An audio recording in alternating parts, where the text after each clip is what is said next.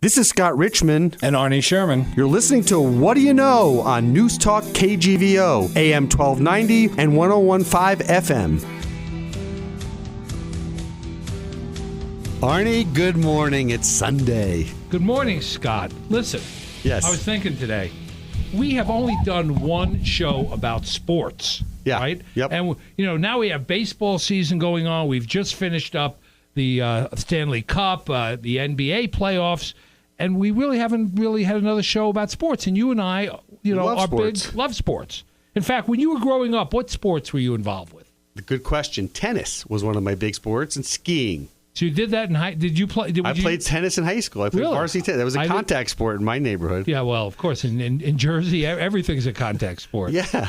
So growing up, I played lacrosse like your sons play. Right. I wasn't as good as they are, anywhere near as good. And then I was on the track team.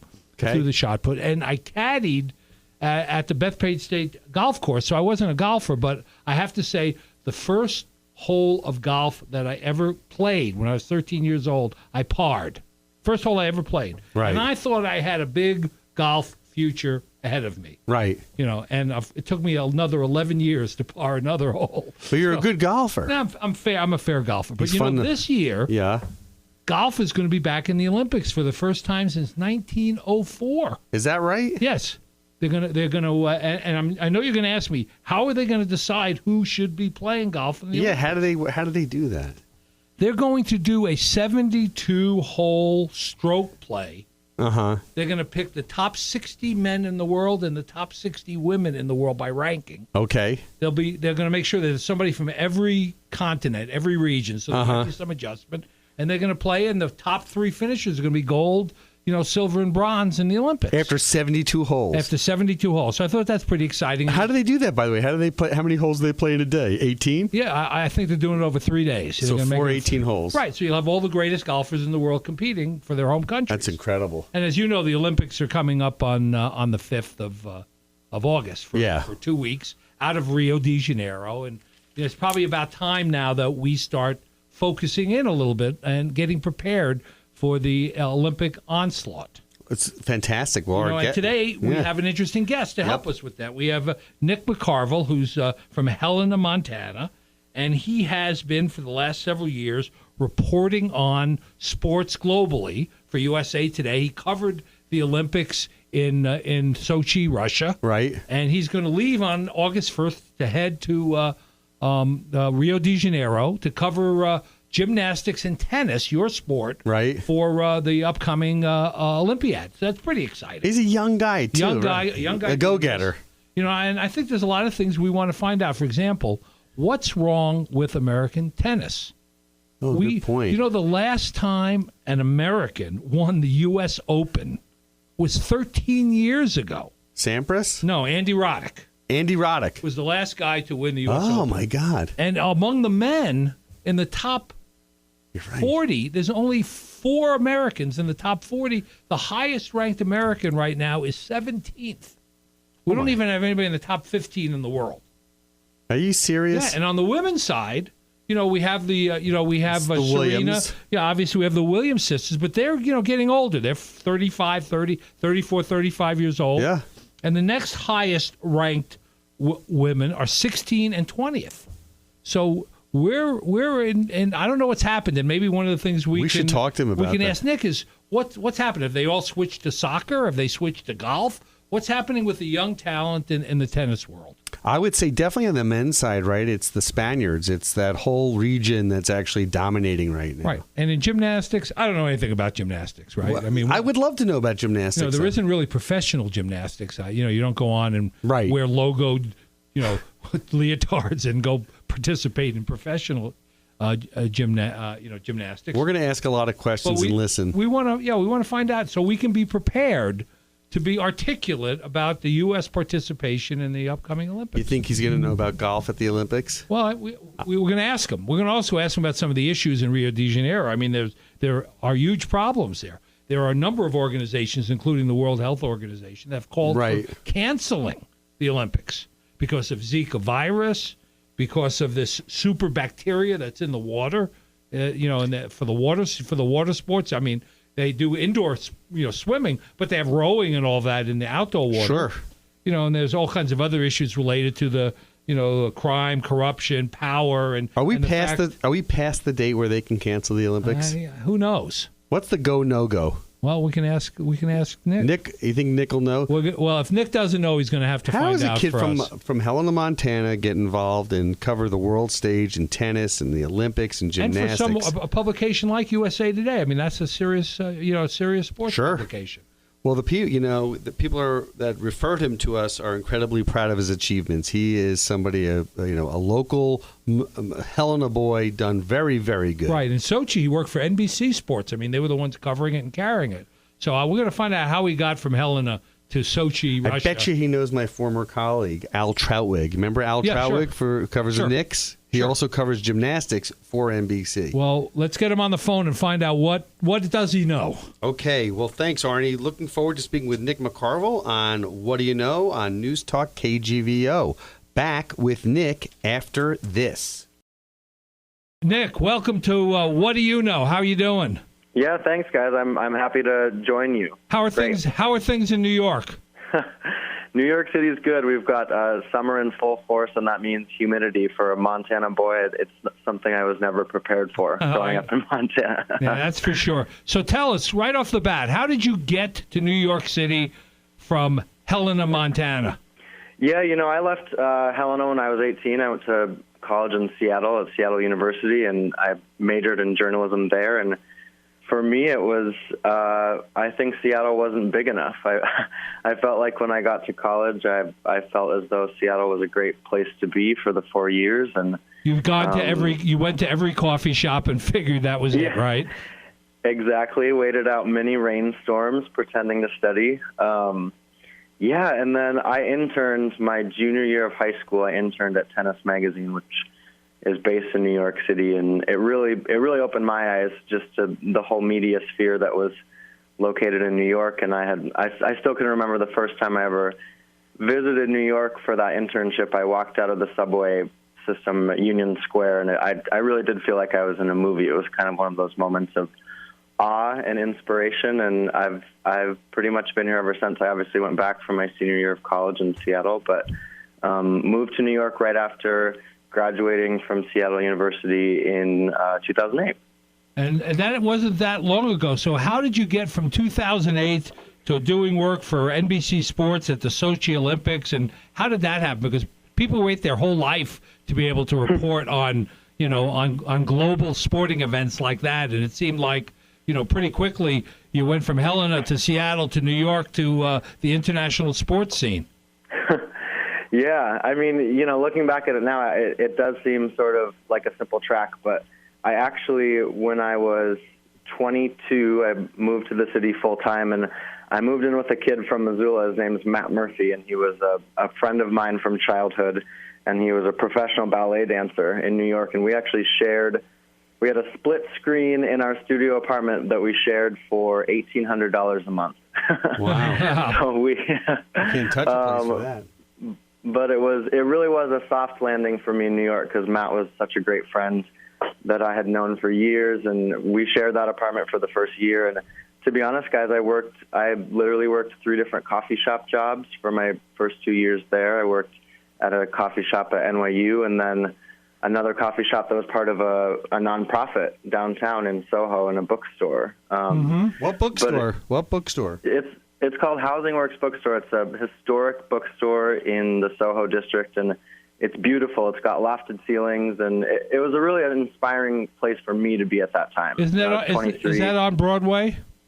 Yeah, exactly. I know the exact. I know exactly where it is. Yeah. Arnie's a New Yorker. He's a New Yorker. I'm from New Jersey, so I work. Oh, you guys know.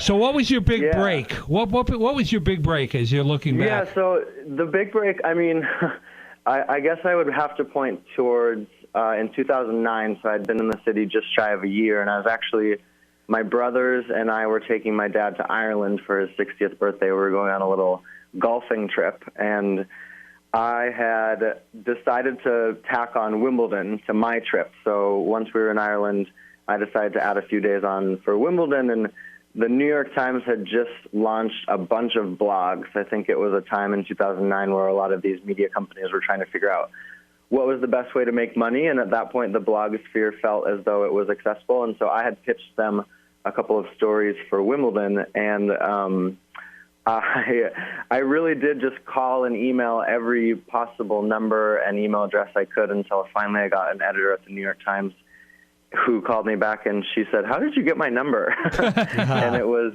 that was sort of the break that I needed. And to be honest, I think I had 2 blog posts published that summer of 2009, and not that paid much of anything, but from there on out, I could go to any editor and say, you know, I obviously wasn't a New York Times staff member, but I had bylines in the Times, and it just gave me that confidence to start pitching to people and reaching out. And, you know, the worst thing I can say is that when you are a writer, you're pitching stories and ideas and you're putting yourself out in an email or a phone call.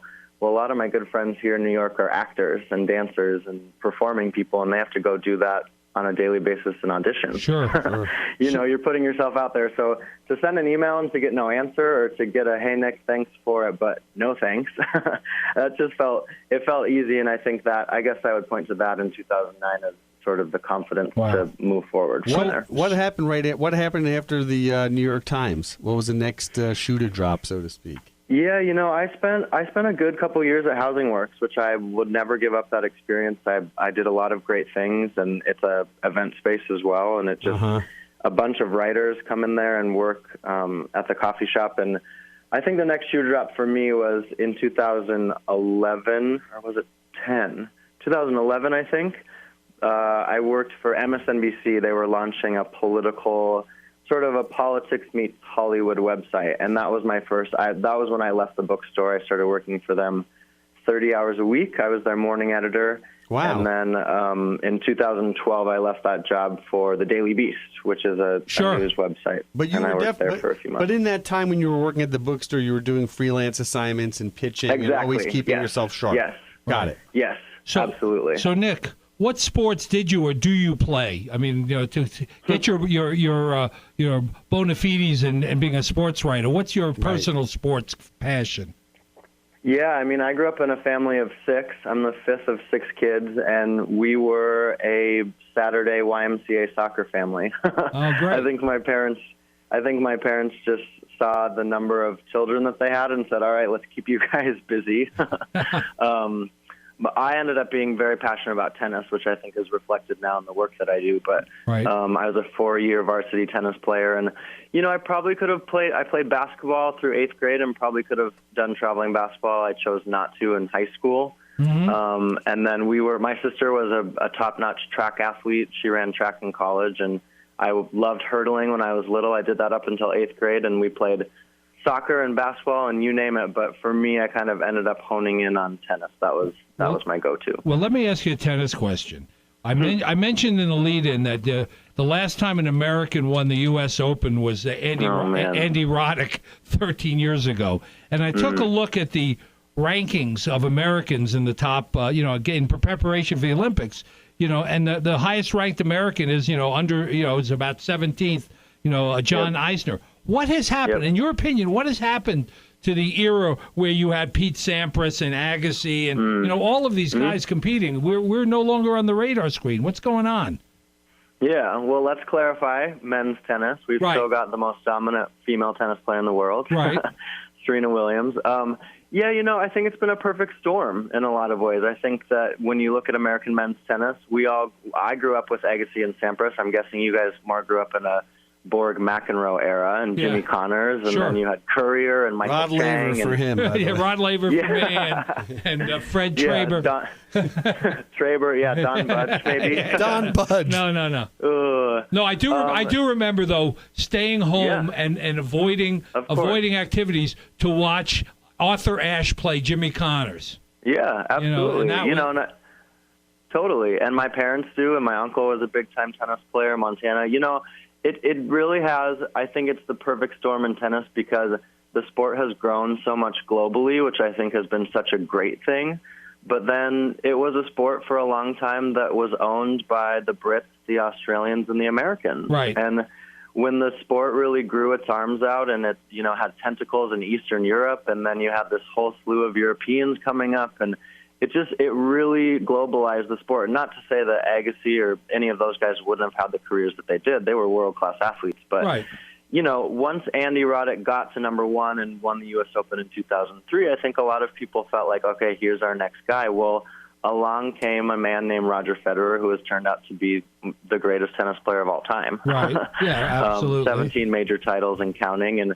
And it just was, then you have Rafael Nadal and Andy Murray, and now we're in an era of Novak Djokovic, who is threatening to top all of those records in and of himself. Right. I will say this, if people still want to be engaged with tennis, the entertainment is beyond, and there will be a day again. We've got a lot of young kids, teenagers right now who are coming up. A young man named Taylor Fritz has skyrocketed up the rankings. I think he just turned 19 maybe. But, yeah, John Isner is a top 20 player. He's been knocking on the door for a long time. But he and I are the same age. We're both 30. I think he just turned 31. And so it's been a tough go for the American men. And as you guys were saying, I think it's also been tough for them just in the sense that they had the standard set so high by the generations before them. Right. And even, as you mentioned, on the women's side, you have Serena and Venus, but they're in their mid-30s almost now. Yeah. And I guess you got, Madison Keys and Sloane Stephens maybe coming up? Mm-hmm. Yeah, no, exactly. It's been amazing. You look at tennis careers in the past. Well, Venus and Serena should have been retired for 5 years by now. But they continue to set the new standard. I was at an event last night here in Manhattan with Serena Williams. She has a documentary that's coming out next week, and she was they did a Q&A after with Gayle King, and she told Gayle, she just said, listen, who says a tennis player needs to retire at a certain age? So, for them, the Williams sisters, I think, have continued to hold the mantle high for the sport. They, in a lot of ways, for women's tennis, they're what's keeping it relevant in the U.S. and abroad. I think it's been a tough go because there's just been no consistency in women's tennis, whereas you've had Federer, Nadal, Djokovic, Murray. I think those, if you're a sports fan in the U.S., you know those names because they've been so great. Right. But, for you guys, I think it'd be probably hard to name a tennis player outside of the Williams sisters and Maria Sharapova, who's now had her own issues. Right. But, yeah, Madison, if you want to pinpoint one player, Madison Keys absolutely has had a great trajectory. It's been slower than we've been used to because the game's gotten so much more physical. The players break through at a later age. But Madison's got such an incredible tennis game, and she's just got to find her footing a little bit more on the international stage, and she certainly could be a Grand Slam winner. Right, and she's only 21. It's not like she's ancient at this point, so she has a lot ahead of her. Nick, when you think back to, you look at the high schools and the elementary schools in the United States and the emphasis on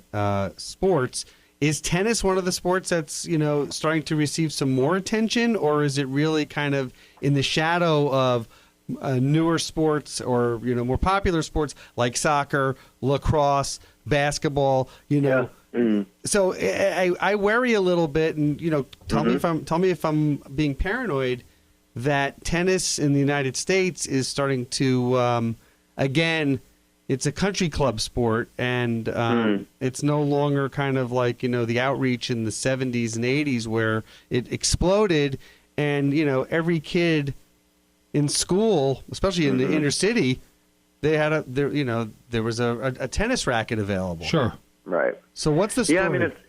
Yeah, I totally agree, and I think it's such a layered discussion. I think the USTA, the Tennis Association here, has continued to try to reach inner city kids and tried to make it a sport accessible for all. But, you guys know, and any listener will know, that tennis is expensive. I remember playing when I was young, and my parents said, listen, if you want to make this a traveling sport, then you're going to get a job, and you're going to pay for it, and we're going to put you on the Greyhound bus, and you're going to stay with a host family. Right. Because they weren't able to drive to Missoula and Billings and Kalispell every weekend in the summer because they had jobs, and they had 5 other kids to take care of. I think that tennis has continued to be strong among participation. I don't know exact numbers nationally. I don't think it's taken a hit that way. You just look at it, though, in the States, there's so many other options. Right. A little kid doesn't, a little kid wants to be a football, a soccer, a baseball, a basketball star. And that, I think, then turns back to what we were just talking about with the lack of a Andre or a Pete or a, Johnny Mac or a Jimmy Connors. There's like a focal point. Yeah, what kid in Missoula is going to grow up and say, I want to be Roger Federer? I'm sure there's a couple of them. Right. But, I remember growing up and we would do our paper route in the summer, and then I would park myself in front of breakfast at Wimbledon, and I'd wait for the Williams sisters and for Agassi and Sampras to come on. Now they want to be Stephen Curry. Right? And rain absolutely. freeze. I want to be Stephen Curry. You bring up a great point. When I was growing up in the 70s, our parents used to take us to Forest Hills and then to Flushing Meadows. Yeah. We used to go over Labor Day, and we literally, with our whole family, would make a couple of days of it. And I was like patiently waiting on the, when in the entranceway for these guys to sign our T-shirts, our racket covers, the tennis balls, right? And I know that still exists, but I think it's still a privileged sport. It's still a sport that only a few people can really access. Well, I remember in the '80s going to Roland Garros to see the French Open, and it was everybody coming in limousines to the event. It was very different than it is today. Nick, you travel all over the world for tennis. So you were in France recently, right? Yeah, Roland Garros. It was a rainy one. Yes. And what's the assignment there? Is it how many stories do you have to submit? Yep. And sure. What's the basic drill at one of the Grand Slams? Sure. Right. So at the current time, I work as a freelancer full time, and during the Grand Slams, I contract with USA Today with the newspaper. So for USA Today, I'm sent to each of the 4 Grand Slams for 8 weeks a year, and what we try to do there with our coverage is we get at least one print story a day that's in the actual paper itself. And because of, whether I'm in Melbourne or Paris or London or New York, I'm very conscious of the timing of it. So rarely are we saying Federer beats, whoever. It's more of featurey stuff and things that people want to read about their lives or about their on-court training or off-court lifestyles or whatever. Sure. But you know what? There's no ceiling to what stories we do. We do, because the web is what it is, we do quick stuff that we try to get out to our mobile app as soon as possible and reactionary. I mean, I'm not joking you, at the French Open, Serena literally said one sentence about Zika in Rio for the Olympics, and I filed 300 words on it, and it was on not only the sports homepage, but the homepage of USA Today. Yeah. Because, it was just, Serena Williams speaks out on Zika, and it wasn't even like she said anything. She didn't say anything outlandish. She didn't say, I'm going or I'm not going. She just said, she made a comment of it, but that's the kind of stuff that we're in this media sphere now where you sort of have to work that way. And, I enjoy very much sort of the reported out pieces where I spend more time with an athlete and really get to know them and write a story where I'll file 700 or 800 words for print because that's all the ink space we're given. But then I'll file a story that's, say, 1,000 to 1,500 words for online just because you get to use that space and get to know the players and their stories that much more. Yep. Well, we are with Nick McCarvel on What Do You Know on Newstalk KGVO. Nick, when you're working out of Melbourne or Paris, you're submitting a story a day, but are you also tweeting and Instagramming and YouTubing and doing things for all of their platforms, or are you just for the paper and online? Yeah, so paper story a day, online it could be maybe 2, 3, 4 stories a day depending on the news flow, and then I obviously keep my own accounts. I have over 10,000 followers on Twitter, so we're breaking news there and we're sharing our pieces there and interacting with people that way. And then they've pushed a lot recently Snapchat for USA Today, so we've done Snapchat a couple times, giving people behind-the-scenes look. As I'm sure you guys are trying to keep up with all these social media entities, as am I. But it's a very, and then I get requests, something big happens with, like at the French Open, Federer pulled out before the tournament began. They asked me to file an audio piece on it so they could lay it over video. And then I'm doing radio interviews a couple times with stations back in the U.S. to talk about the news. And, it's very multimedia. It's not just the pen to paper, I guess. Sure. So you're going to cover gymnastics also for the Olympics, am I correct?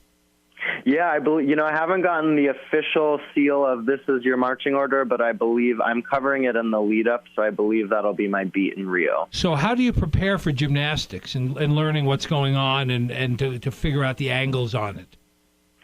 Yeah, I really tried to keep my finger on all those pulses around sports, and especially I've just taken such a great interest. I think the Olympics is such an incredible atmosphere, and, I think for quote-unquote smaller sports like gymnastics and track and field and swimming, it gives it such a great spotlight. And when I did Sochi in 2014, I really learned a lot I did figure skating, and I came in and I wrote a couple stories, and my editor came to me and said, listen, we know that you have great credentials. I had just left the Daily Beast when I started that job, and he said, you've got to learn faster. Right. Because I felt like I had, I knew my Nancy Kerrigan and my Christy Yamaguchi, but I didn't know my Ashley Wagner and my Yuna Kim and my Mao Asada, and I really had to come up to speed a lot quicker than I guess I had thought I had to. So now that's really taught me. With gymnastics, I've had to do the same. So now you're learning about Laura Zhang and Steve Gluckstein and Charlotte Drury and all of them?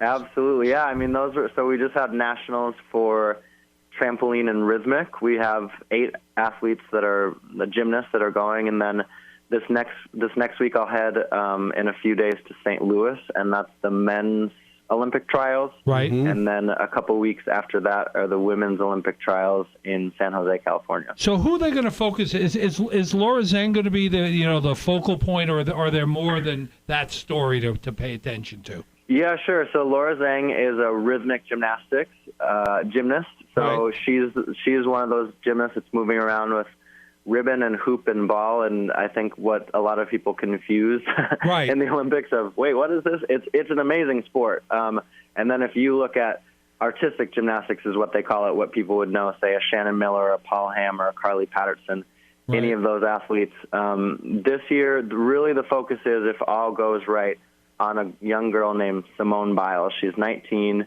She's from Houston. She did not take part in the 2012 Olympics in London. She wasn't old enough, but she is literally a 3-time U.S. and world reigning champion. So she came a senior in 2013, and she's just, I think a lot of listeners will remember Gabby Douglas. She's sure. a young lady who won gold in 2012. Gabby's coming back. She'll try to make the team in a few weeks.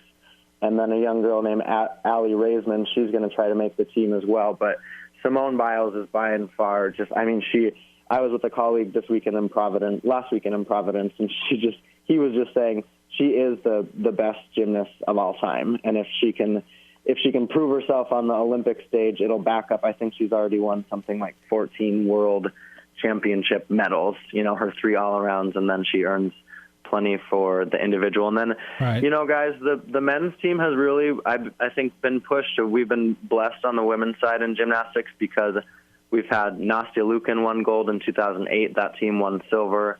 And then Gabby Douglas won gold in 2012. That team won gold. So the men have continuously tried to, we're talking about standard bearers. They've right. tried to play catch up. And they've got some really great athletes. They've just got a hit. A young man named Sam McCulloch, who was part of the 2012 team. He just won his 3rd straight, or maybe even 4th straight, U.S. championship a couple weeks ago, and then he'll try to make that Olympic team for Rio. Right.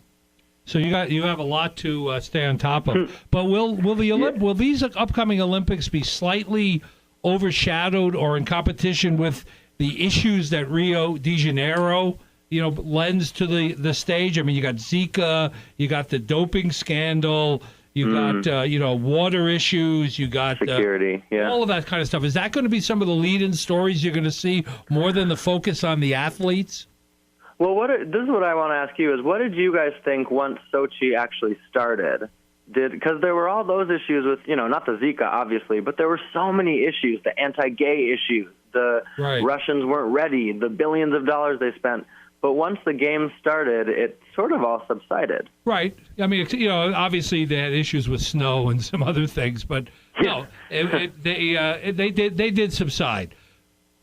So it may happen. Hard to say, yeah, right? I know it's hard to say, right? It depends on if more athletes decide to not participate. Yeah. You know, if basketball, players decide not to, if Right. someone like, Serena decides not to. Yeah. Well, here's what I think. Zika, it's going to be winter. There's obviously conflicting reports out there. The World Health Organization is closely monitoring it, and I think they've been kept in check, which is great. And that's why they even did the story when we were in Paris on Serena, is that Zika, there was a letter written to the WHO saying, listen, this is really dangerous. And there's conflicting studies as far as how much it can spread. I don't know. I'm obviously not a scientist. They've got to make the right call there. Right. I think the challenge for them more with this Olympics versus Sochi is, when I touched down in Sochi, I never was actually in the city because we were on the coastal cluster for figure skating. They had 5 beautiful arenas that they built in sort of a semicircle there. Right. Mm-hmm. And then up in the mountains was a whole separate thing. It wasn't in Sochi itself, so now you've got an Olympics embedded in Rio, which is already this, metropolis sort of very international place, which has been met with so many issues internally, and then they've had their president was just impeached. I mean, they really, Right. It really does seem like a great challenge, but I mean, think back to London and Athens, and everyone has had these issues, and then the Olympics starts and it kind of fades away a little bit. It feels like this one, to me, is a bigger challenge because it's embedded in the city the way it is. Right. But I mean, you got 7 million I don't people. know. You got 7 million people living there, and Yeah, even absolutely. without the Olympics, they've had issues related to power failures in the country. Yep. And what are you going to do when you have, 1 million tourists there in addition? Filling Right. every hotel. I mean, Well, even, I had a couple gymnastics colleagues who went down for a test event in April, and they were saying the AC was off and on in the arena, the Wi-Fi wasn't working, the Wow. lights turned off a couple times. I mean, you think about that kind of stuff just from a logistics point of view, like, well, that's the kind of stuff that anyone should be able to run if they're running a major event. But if those are the things that they were dealing with in April, then they've obviously going to have to turn it up a notch Sure. when August comes, and all eyes are going to be on them. Remember? Yeah. Well, the other issue is what's your take on the whole doping scandal with Russia and even Kenya? How does that affect what's going to play out? I think it does greatly, and I think that it's I've been touched with it more recently because of what's gone on with Maria Sharapova and Right. her meldonium use, and she was sentenced last week to a 2-year ban. And it's scary. I think that Americans are most familiar with it in the Lance Armstrong point of view because of what happened there. But systemized doping, is that real? Is it, fully existent within the Russian system, the Kenyans, and internationally too? We've had Americans in the past, Marion Jones, Right. plenty of track and field athletes who have been caught. Yes. And, I think that the Olympics, and as I was saying earlier, the Olympic Games are such a event that everyone can, I've got this memory of Lillehammer, or, I grew up with Barcelona, or whatever you want to say. And I think it's really at a tipping point of the track and field bodies and the different WADA and all of these entities really need to systematically come together and figure this out, because you look at a sporting body like FIFA and the way that they have just dragged themselves through the mud. Now, that was self-inflicted. But Right. this doping, they've got to figure it out. And the report that came out a little bit ago in the New York Times about what systematically happened in Sochi, that's the real stuff. And we actually interviewed for USA Today an expert. She's not necessarily a scientific expert, but she does a lot of stuff in the doping sphere. And she said she's worried that bigger stuff is to come. And that's scary. I just think for the integrity of those sports, because that's what really matters to me as a journalist, is you want these sports to be, continuously be competed at as the highest and most, with the most integrity as possible. Nick McCarvel's our guest on What Do You Know with Scott and Arnie. Nick, when you were growing up and, you were kind of studying in school and high school, did you ever think that, or did you do anything with respect to journalism and sports journalism and coverage where you ever thought, like, this is what I'm going to do for a living? I mean, because I'm so impressed in listening to you and how conversant you are and how much knowledge and data you're kind of crunching and communicating to us and with us. Was this something that was always a passion, or did you kind of find your passion?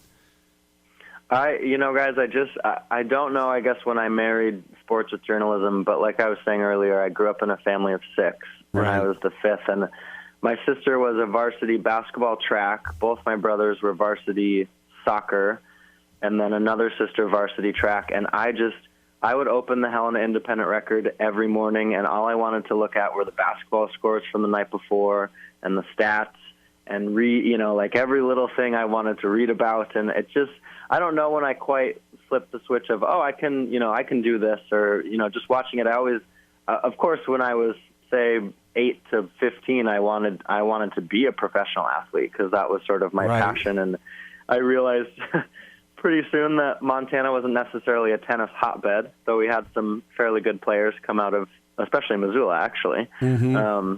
But I joined the newspaper when I was a sophomore in high school and got to start to do that. And then I would probably say, if you would have asked freshman in college Nick what he wanted to do, I think he would have said become a sports writer. And it's funny, I was at the Serena event last night for her film, and I was standing next to a reporter from Vogue. She was there because Serena is a fashion icon as well as a sporting icon, and she was like, so you just cover tennis and the Olympics? I think even to her, she was like, I work at Vogue, which is at the end-all be-all for so many. But I really, after working at MSNBC and working at the Daily Beast, I really sort of felt like, okay, I got an offer to do the London Olympics from our New York office for NBC. It was a 1-month contract. Mm-hmm. And then I got an offer from the U.S. Open itself to help write a bunch of content for their app in 2012. And that kind of launched me. I guess that would be the third sort of bounce in my career, is that I took 4 months and did those 2 different gigs. And then I probably had 3 or 4 months where I was sort of stringing together little projects, and then really from 2013 forward figured out, okay, this is how you freelance, and this is how, I've got to plan myself. Yeah, and at this point I know what I'm doing until November 1st this year, and then I've got to start to figure out the rest of my life thereafter. Do you have an agent that's getting you these jobs, or are you really acting as your agent?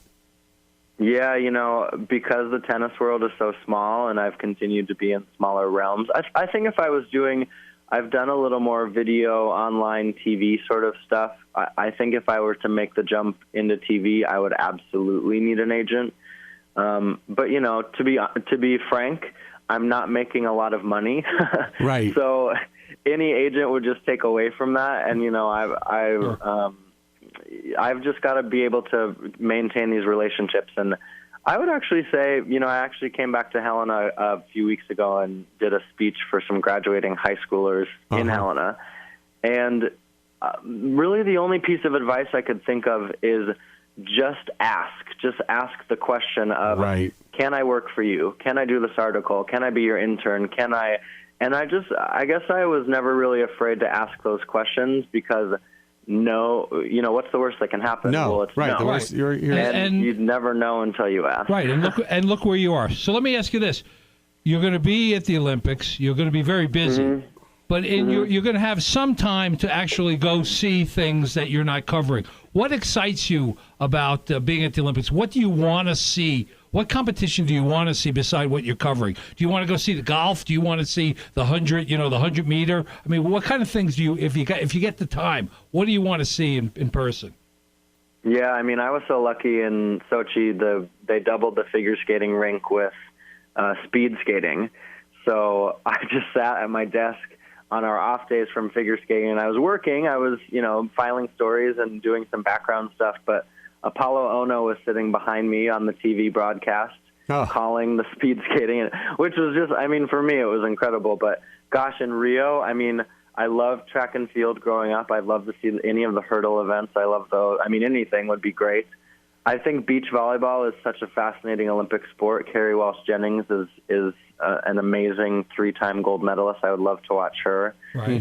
Really, to be quite honest, I was actually reflecting a little bit before I talked to you guys, and I love live events, and I went to this competition, as I was telling you, in Providence this weekend, and literally it was trampoline and rhythmic gymnastics. Now, I think anyone in Missoula or Helena would kind of laugh at that and say, well, what about Grizzly football? Right. And I just, to me, it is the competition of it and the pressure and the way that these athletes are put on the spotlight, and especially with the Olympics is every 4 years. I mean, you get up for that kind of stuff. I would love to go to the swimming. I've never been to a swimming event. Indoor volleyball, I think, is the American programs have only gotten better there. So, any of those, I will obviously have to liaise with my editor and see when and how I can sneak away for a little bit. But I mean, they're just, all of those are things, and that's what I think the magic of the Olympics is. Sure. When we turn back well, to as the we discussion were talking before you got on the air that you're going to have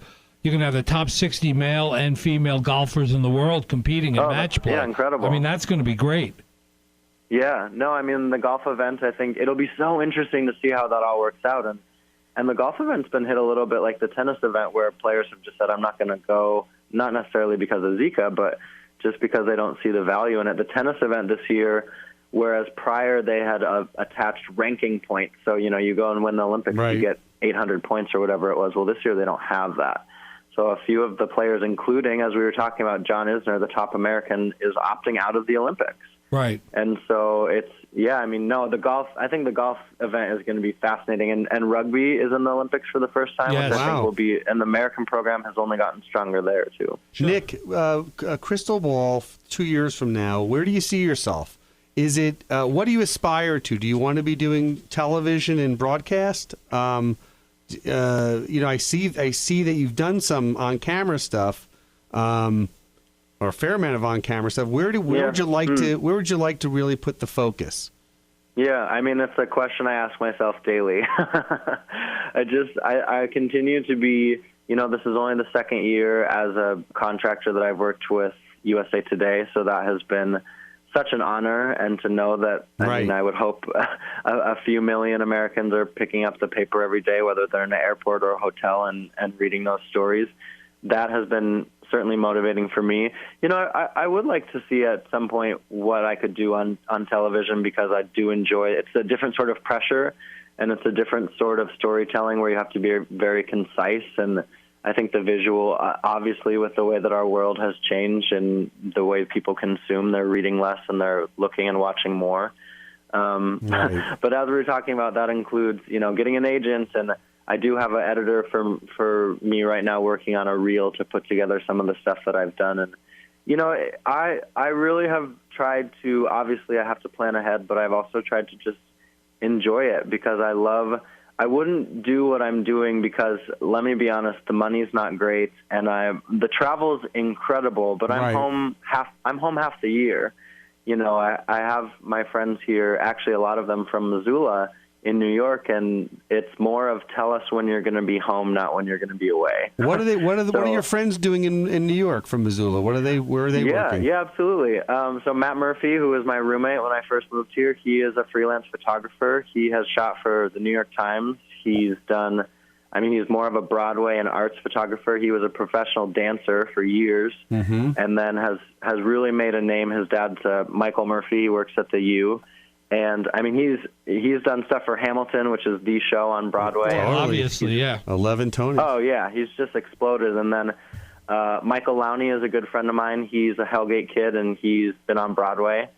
Maggie Bender is a good friend of mine. She was a Sentinel kid, and she's a social worker here in New York, rather. And Jillian Todd, Max Kumanga. There's just, and that's actually the fun part for us too, is my roommate's name is Kurt Crowley, and he's a Helena kid, and he is the assistant musical director for Hamilton. Wow! And so we're great. all in our early 30s, and it's a motivating time. And we see, I have so many friends in Montana who are doing incredible things with their family and raising kids and having a career and being able to be in Montana. But I also then get to be a part of this young group in New York City that. The Montana Hellraisers. Is there a bar that you go? Is there a bar? Well, is there a Montana bar that you go to? that you've made your own? You know, my friend, I have another friend, Jillian Todd, and she's an actress as well. She was telling me that there is a Montana bar in East Harlem. I think the guy who actually owns it is from Missoula. I actually haven't been to it. We have to go, but you know, I live in Harlem, uptown, as do several of those people I just mentioned, and to be from a small place, I think at least once a day you tell someone in New York City, oh, where are you from or what do you do or whatever when we cross paths. And we just take so much pride in saying I'm from Montana, and, you know, being able to, that's impressive to people. Well, how many of them don't know where it is? That's important. Absolutely. Yeah, it's funny. No, not to shrug our shoulders at, you know, New Yorkers. They're very well-traveled people, but a lot of them will say, sorry, I don't know if you guys can hear the siren in the background. Yeah, well, it's New York. Yeah, it is New York. You know, people say, oh, yeah, Minnesota. And I'm like, oh, no, Montana. Oh, right, Missouri. Yeah. So it just, and that's, you know, that's a point of pride. And even I have you guys call my 406 number, and I have people all the time just say, well, why don't you get a 212 or a 719? Well, because it's a conversation starter, and I can't tell you, I was on the phone with Chris Everett a couple weeks ago for a story, and she said, I didn't know you were from Montana, because it pops up on people's phones that way too. So that's the fun part for me. Yeah, it's a value added for you. By the way, I still have my 917 area code, well, and I like that. Hey, I have a question. So, so with NBC Sports, are you doing on-camera stuff, or are you doing mostly digital, or a combination? Yep. You know, so I worked with NBC for Sochi in 2014, and I was the digital or online reporter. I think maybe I did one or two video reports back for their online entity for NBCOlympics.com. But I've freelanced for them a couple times since. In Rio, I'll be working for the USOC. I'll be working for the Team USA website, so we'll be working on features. I see. And I believe the majority of my work will be written. So, you know, Allie Raisman comes and knocks it out on beam and wins gold. Well, we're going to write a feature on teamusa.org about what she's done and where she's from, and she's a Boston girl, and she's back at the Olympics. But most of my work for NBC, was written. And, you know, I would love to work with NBC again. Obviously, they're the juggernaut. They're the end-all, be-all for the Olympics. But even for me, you know, I went to them for this Olympic cycle, and it just didn't shake out the way it wanted, the way I wanted it to. And so I sort of held my cards close and said, okay, well, I've got this offer from the USOC to go to Rio and to do writing. And I think it's probably not necessarily the eye catcher that an NBC job would be, but for me, I still get to produce content and be on the ground with the athletes, and that's what I love. That's terrific. Let me ask you this, putting the Olympics aside for a moment, is there a sports publication that you covet, that you would love to work for, that you would love to figure out a way to, to be involved with on a regular basis? Yeah, I mean, you know, when I first moved to the city, it was that New York Times byline, which I somehow got really quickly. Sports-wise, I mean, I still remember getting Sports Illustrated as a kid every week. I mean, I still get it in my New York apartment. I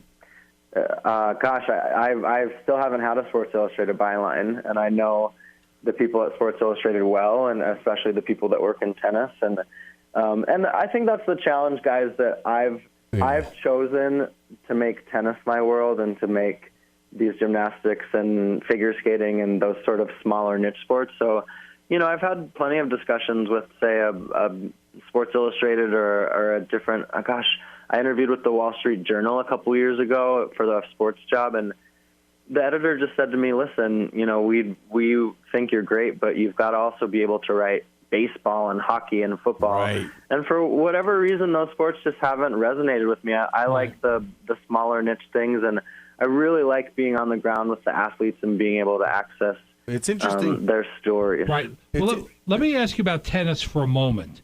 There are things that are happening in the tennis world. I'm not much of a tennis player anymore, but I understand that, you know, the composition of the courts here is changing. They're using a different kind of hard surface so that it's a little bit more, reflective of clay and others and grass.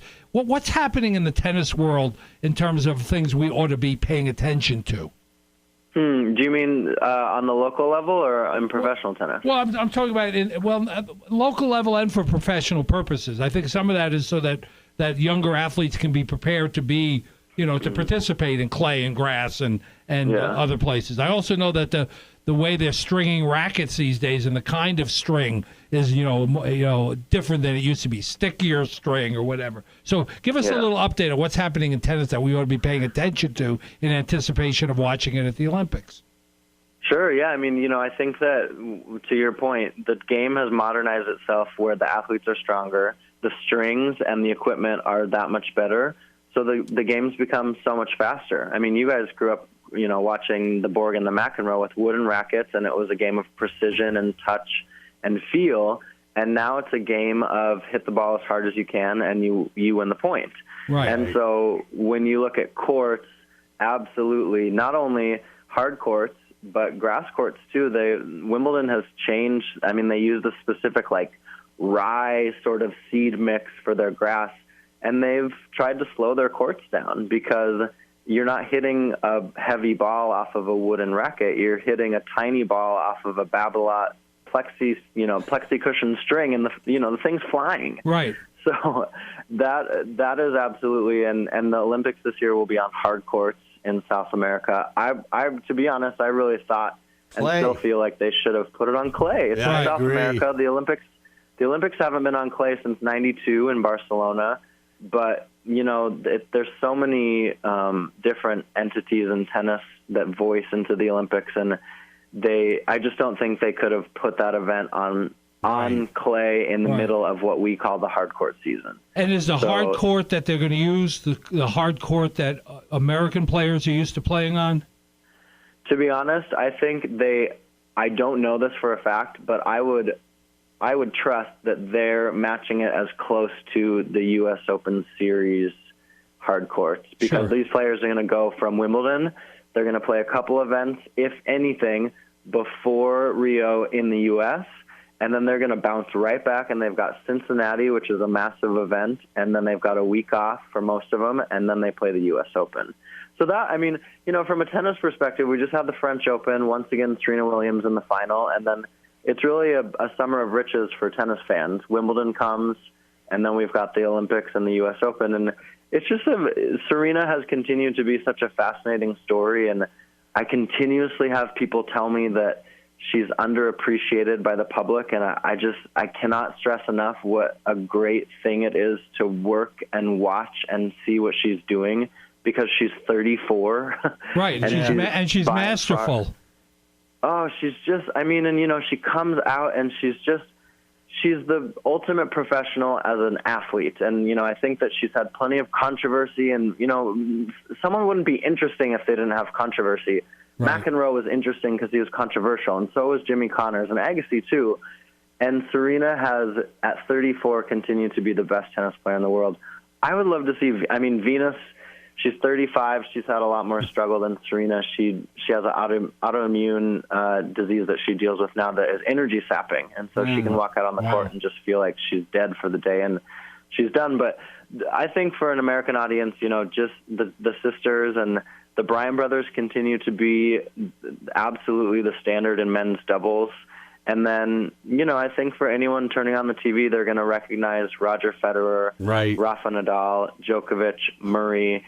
And these four guys are just, they're incredible. And I think that's why the women's game has struggled a little bit to keep pace. A long time ago. There was a time, though, that women's was the thing a couple of years ago. Hey, does the father still go to watch his daughters play, or is he I haven't seen him in years. Yeah, yep, that's a good question. Every now and then, I was at an event in Charleston this spring, and he always comes to Charleston. But he's older now. I think he's less mobile. I think he just can't travel. He never liked to fly. Right. But he'll make appearances every now and then, and I'm sure the girls would tell you that they talk to him on a pretty regular basis. But they've both got separate coaches, that they work with. And there was a time that women's tennis was, Davenport, Capriati, the Williams sisters, Graf, Hingis, Sabatini, Arantxa. All of them were the standard bearer. And that's, I think, the hit that women's tennis has taken from an American perspective is there just hasn't been the consistency outside of Serena, Venus, Sharapova, Azarenka. And that's where the men, these 4 guys have just dominated the last decade. Right. Yep. This is a great place. I mean, look, you've been a wonderful guest, Nick. Nick McCarvel. Thank you, Nick. This has been terrific. We might ask you to come back. I really appreciate it. Thanks for having me on. You know what we're going to do, Nick? We're going to save this. This will be on demand as well on YouTube, and that'll start this coming Monday after it airs on Sunday. After it airs on Sunday, we'll send it over to you. And, you've been a wonderful, delightful guest. Thank you so much for joining us. Yeah, no, I really appreciate it. And just for me to travel the world and do what I do, but then I just appreciate so much my Montana roots, and it was a pleasure speaking with you guys. You know your tennis, too. Thank you. Thanks so much, Take Nick. care. We'll catch up with you soon. All right, thanks so much.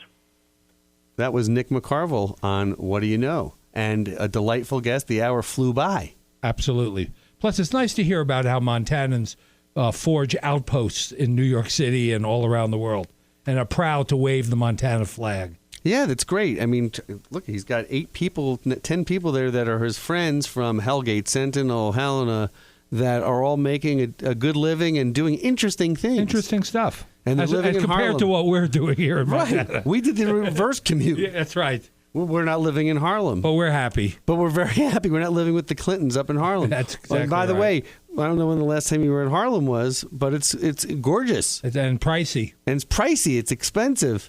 Yeah. So anyway, Nick McCarvel, traveling the world.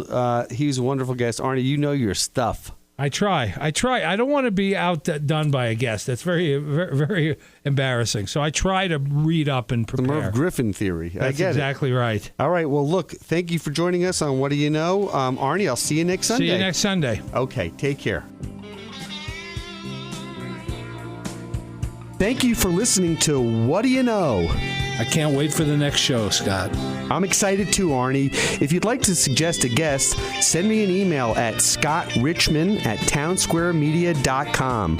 We'll see you next week. And thanks for listening to Newstalk KGVO, AM 1290, 1015 FM, and newstalkkgvo.com.